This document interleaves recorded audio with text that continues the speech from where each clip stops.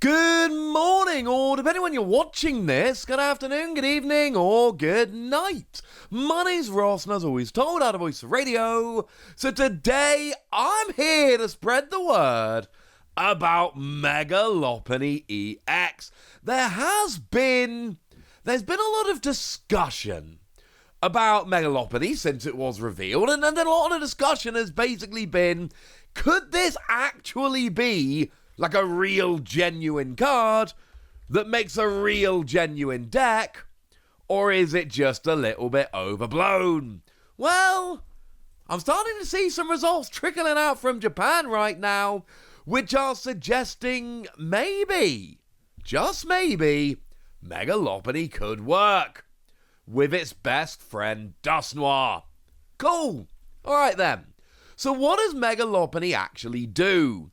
Well, the second attack here, 2 energy, 160, and it's not affected by any effects on the defending Pokemon. Goes through anything. It's not a particularly stunning attack, 160 for 2 energy is fine, but really here it's just, oh, I'm against a Crossle, shut up Crossle, and then you just go through and KO it. There'll be situations like this where you end up against a deck that would otherwise be frustrating you if you were playing a deck that really just attacked with 1 Mega EX, but now you're actually okay because this will go through it. Gives you an answer to Crossle and anything along those lines that would be blocking you, lovely. But mostly here, we're looking at the first attack. And what the first attack does is single energy 60 damage. But this turn, if this Pokemon went from the bench to the active, it does 230 for a single energy. And now, ladies and gentlemen, now we are talking. That's a lot for not very much at all. Now, it does have to be from the bench to the active. We've seen stuff like this before. Just a reminder of the rule that people get wrong a bit here. It has to be during your turn. So what that means is if you get KO'd and then bring this active, that comes active during Pokemon checkup between turns and you don't get the extra damage. I'm sorry. Never mind, eh? So you sit there for a single energy doing 230, and that's lovely, but 230 isn't really enough. It'll 2-hit KO almost anything, but you're not really KOing very much here. This is a bit of a problem. What are we doing about this? Dusknoir. And Dusknoir kind of fixes everything here. I genuinely love Lopunny with Dusknoir. And looking around, the results coming out of Japan, this is it. It is Lopunny with Dusknoir. We're not really seeing, at least I'm not seeing other builds coming around here. It just makes too much sense.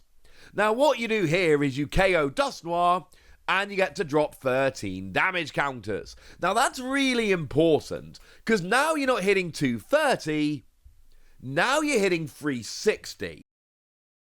And 360 is a very, very, very different proposition to what we might be seeing otherwise. Now we are getting one-hit KOs even on Stage 2 EXs, even on Mega EXs, like for instance Mega Lucario. Although, to be fair, they 2 energy one-hit KO you, so it's not ideal, but you can get a one-hit KO on them. Or something like a Mega Absol you're easily getting over the top of here. Or a Mega Kangaskhan, as an example. That's the difference. If you're hitting 230, it's not that great. But 360, now that is a number that is going to get a lot of KOs.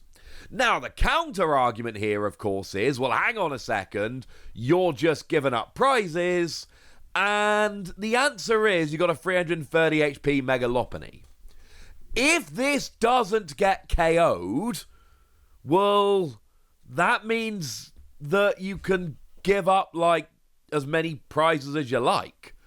You can use all 4 Dusknoir, give your opponent 4 prizes, and they've still got a KO Megalopony to win. Now it means if they KO a single Megalopony, well, they get 3 prizes. You cannot use more than 2 Dusknoir, but then you get to use 2 Dusknoir, and they've got to get over 2 330 HP Mega EXs, and that's how the prize map works here. You're basically using a free prizer in your favour.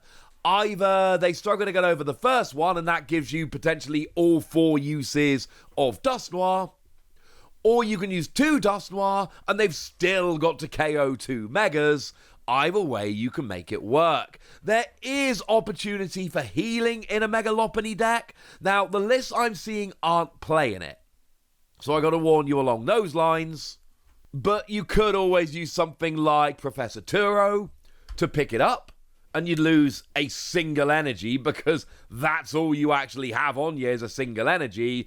Or something like Wally's Compassion, which will bump 1 energy to hand because that's all you've actually got on you, 1 energy. These are not seeing play in this list, but I'm just, while we're here and while we're chatting about Megalopony, just letting you know that there are some healing options out there. You might want to consider it. Now, in terms of other Pokemon, we are actually playing Mega Kangaskhan. Mega Kangaskhan here, I think is just absolutely phenomenal. And the reason is, it's a basic Pokemon, and it draws 2 cards when it's in the active. You see, Megalopony's first attack forces you to get in and out the active continuously. That's the whole point. So use Mega Kangaskhan. Like, you've got to put something in the active. Go Mega Kangaskhan. Although, as a side note, remember Dusknoir doesn't only work on the bench, so you can, for instance, put Dusknoir active after a KO or whatever, and then KO Dusknoir and bring Megalopony up, and you are good. That can absolutely work. But essentially what you do here is use Mega Kangaskhan with Latias. Get Mega Kangaskhan in the active, use that ability that draws 2 cards, use Latias to get free retreat. That's why it's such a big thing that it's a basic. And then you're just doing your thing. Like, you're going to be playing a bunch of switches and stuff here, yeah? You kind of have to. So what you do is you have Megalopony active, then you switch into Mega Kangaskhan, use Latias to give yourself free retreat, and then you've done the switching. You just get to draw 2 cards in the interim here, which I genuinely love. We also see a couple copies of Ditto. You want Mega Kangaskhan in the active as early as possible here. That's the goal. You're playing Latias. You're going to be able to get it out the active. But you want to get Mega Kangaskhan in the active as early as possible. So having a Ditto that can kind of turn into it is pretty nice. But then we're also playing a copy of Klefki, which is why it's a fun thing to play Ditto rather than just going for extra Mega Kangaskhan. Klefki can sit in the active, and then while it's in the active, turn off abilities, which can slow some decks right down here, giving you time to get set up a little bit. Because bearing in mind, like, you are playing around with your Stage 2 Dusknoir. There are going to be games where it's going to take a few turns to get this rolling, so hide behind a Klefki, and then just set up and go from there. It's actually really fun. It's not going to last past the rotation, but you turn off abilities of all basic Pokemon. This one is nice. And you can switch into this or a Kangaskhan using your Ditto, which is why Ditto becomes a really, really nice option here. Or even just use it to turn into a Duskull or something so that you've got more evolution lines or a Baneri or anything else you might want. Now, I'm going to be honest with you, in terms of trainers, there's just an awful lot of what we would expect. We are playing the full 4 rare candy, because we really do want to go aggressive Dusknoir. This is a deck that wants aggressive Dusknoir, because there will legitimately be games where you can get 3 or 4 Dusknoir going early, 1 Megalopony, and that's the entire game.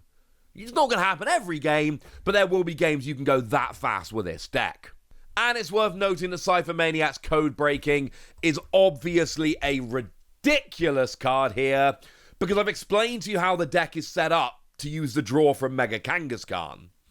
Well, that draws 2 cards, and Cypher Maniac's Code Breaking puts any 2 cards from your deck on top of your deck. And your aim here, as I've explained, is to use Mega Kangaskhan every single turn. So don't draw random cards. Cypher Maniac's Code-Breaking with Kangaskhan guarantees that you will draw the right 2 cards every turn. That's absolutely huge. And honestly, the only other real supporter you're playing here is Hilda. And Hilda's hit, well, other than, Boss's Orders, standard. And the reason we're playing Hilda here is it gets an evolution Pokemon and an energy. And the energy line here is fun. We're not playing much energy. Megalopony attacks for a single energy, and we don't want to use a second attack very much at all. But firstly, we've got Jet Energy, the perfect energy for a deck like this. Again, the entire point is that we are trying to get in and out the active all the time. So use this. And yes, you absolutely can use Jet Energy to jump a Kangaskhan into the active and then free retreat it with Latias, as long as you've got enough energy on your Megalopony to do so. Jet Energy here is how we can make sure we're getting Lopunny in and out the active every turn. And of course, if you're getting Lopunny in and out the active every turn, you're probably getting Mega Kangaskhan in and out the active every turn, which is how you can make sure that you are getting that draw with Mega Kangaskhan. And if you're wondering why I haven't told you what A-Spec we're going for here yet, it's because it's Legacy Energy. This is a deck that is crying out for Legacy Energy. We don't have an absolute must-play A-Spec in this deck. There isn't one that absolutely says you have to use this. But it's a deck where we're voluntarily giving up a bunch of prizes with Dusknoir. And we got a Pokemon that only needs 1 energy to attack. And it's a colorless energy. So honestly, that really opens the door for Legacy Energy here to just be absolutely busted and run the prize map even more in your favor. You're playing around with a prize map in this deck. This is just going to help you. Here's the deck as a whole, and this is one I think could be really fun. With Cypher Maniac's Code-Breaking, 4 Rare Candy, and your Mega Kangaskhan, you can go sometimes very aggressively with your Dusknoir, and that means that you can start taking out bigger things or multiple little things, stop your opponent before they ever get going, and this seems kind of fun. Turns out all you need to make Megalopony work is drawing 2 cards every turn with Mega Kangaskhan and using Dusknoir to take stuff out. Maybe without those partners it wouldn't be good enough, but nobody cares. It has those partners. But I want to know if you think it's enough, so let me know in the comment section. Go nuts! Be nice! And then make sure you like this video, subscribe to this channel, follow me on Twitter at the Wasi. That's where we talk about Pokemon and a whole bunch of other card games. And please do consider checking out patreon.com/PTCGradio, where you can support the channel, get some bonus podcasts, join a Discord, and all kinds of fun things. And get shoutouts on the channel like the lovely Kanto Royalty, who's been a supporter of ours for a long time now and is a very lovely person. So shout out to them for the support and the loveliness. But by far the most important thing as always, look after yourselves till next time, would ya? Thank you very much for watching. My name's Ross, and you've been watching PTCG Radio.